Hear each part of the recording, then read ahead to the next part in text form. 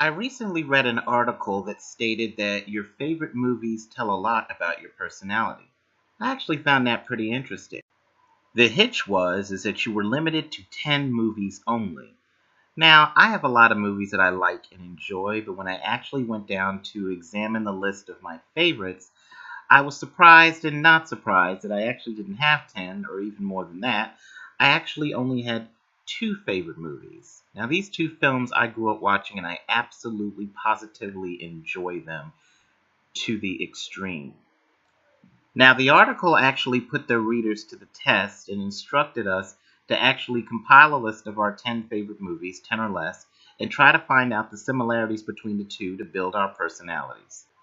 So the two films I picked that were tied for my favorite was Dan Curtis's House of Dark Shadows, which was released in 1970, and Eddie Murphy's version of The Nutty Professor, released in 1996. Now, these two films are so different from each other that they would never be paired together in any other context except for this instance, where they are the only two films listed as my favorites. Now, when following the article's instructions, I was actually kind of surprised that these two movies actually do have a few things in common. But do the similarities in these films have anything to do with my personality or why I actually like them? Well, let's go over some of the things that I actually noticed. First, both movies featured a leading man both relevant in popular culture at the time of the film's release. Jonathan Frid was a successful television star, teen idol, and housewife heartthrob, featured on the cover of magazines, toys, games, books, puzzles, newspaper articles, radio and television talk shows, and a celebrity appearance at the White House. Eddie Murphy was a successful stand-up comedian, actor and film producer, Saturday Night Live alumni, and singer. But that's actually not the only thing these two movies have in common. Both House of Dark Shadows and The Nutty Professor were remakes of an already established successful franchise. Both remakes were successful enough to spawn not so successful sequels. Both sequels were able to bring in a good enough profit, but weren't as popular as their predecessors. We're not even going to mention these two pieces of crap that actually came later. Even story-wise, both films actually surprisingly have some similarities. Let's take a look at two very unique but yet very different stories. Meet Barnabas Collins, an 18th century gentleman. He's romantic, he's sophisticated, he's charming, he's elegant, he's stylish, and it's no surprise that everyone who meets him is just taken by him. Presenting himself as a dapper man of wealth and good breeding, Barnabas Collins actually is a good man, except he has one minor flaw. He happens to be a vampire. Professor Sherman Klump is a brilliant scientist who is respected for his achievements. He is shy, well-mannered, and a total gentleman. All of this is totally overlooked due to the fact that he happens to be overweight. Something that it's not really his fault, it's more so caused by the genetic structure in his family. Another thing you'll notice is both men actually hate what they are. Both Sherman and Barnabas are ashamed of what they become and the things that they are forced to do. Sherman himself has become an emotional eater, while Barnabas is compelled to search for blood due to a curse that was laid upon him when he was human. But that doesn't stop them from having human emotions. When Barnabas meets Maggie Evans, the Collins family governess, Barnabas is struck by her similarity to his fiancée Josette, who committed suicide once she discovered that he was a vampire. And Sherman Klump meets Carla Purdy, a grad student who teaches across the hall, who Sherman falls madly in love with for the very first time in his life.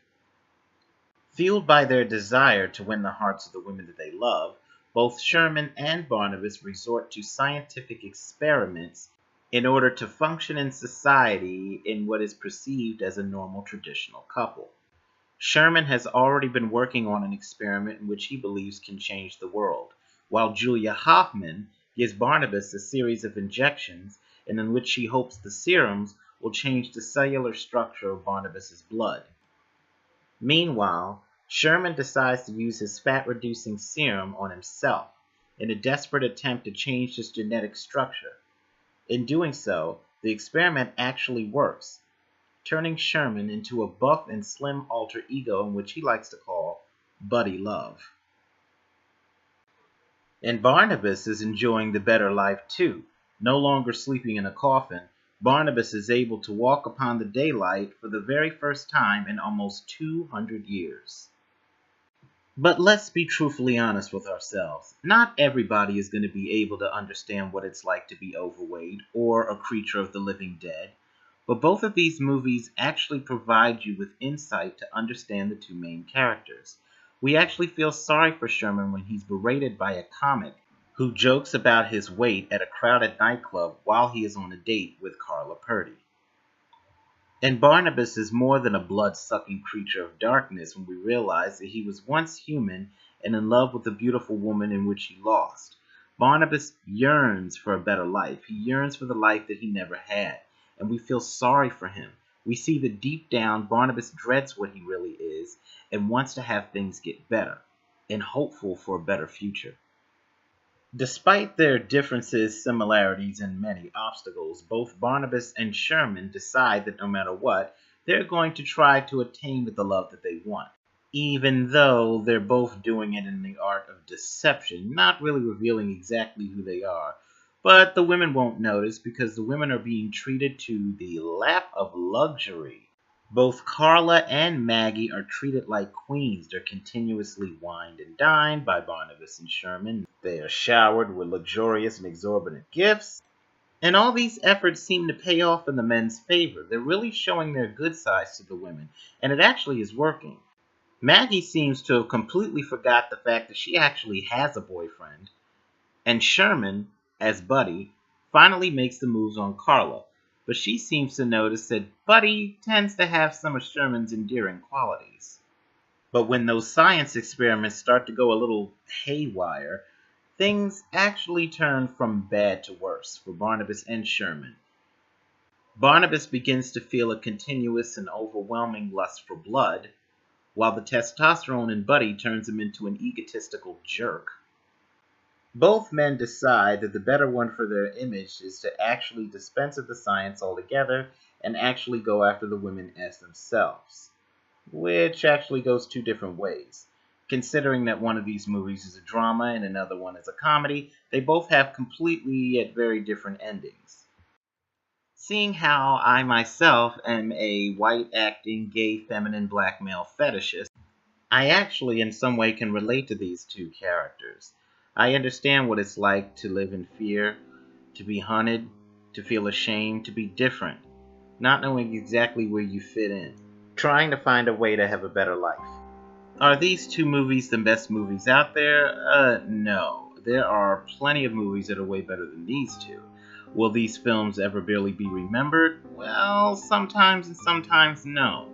Eddie Murphy isn't as famous as he used to be. And this movie in particular is usually relegated to Netflix and HBO queues among 90s raunchy movies that you usually overlook. And House of Dark Shadows is still a successful film, but it's overlooked by critics seeing how it's based on a successful television series. And surprisingly, a lot of fans don't hold the movie in high regard, seeing how it's completely different from the actual television soap opera. Despite their flaws, both films are widely entertaining. They will never go down in history as some of the best movies ever, but despite all of that, these movies will go down as the movies that are best suited for me and are my absolute favorites, and that is worth, in my book, recognition.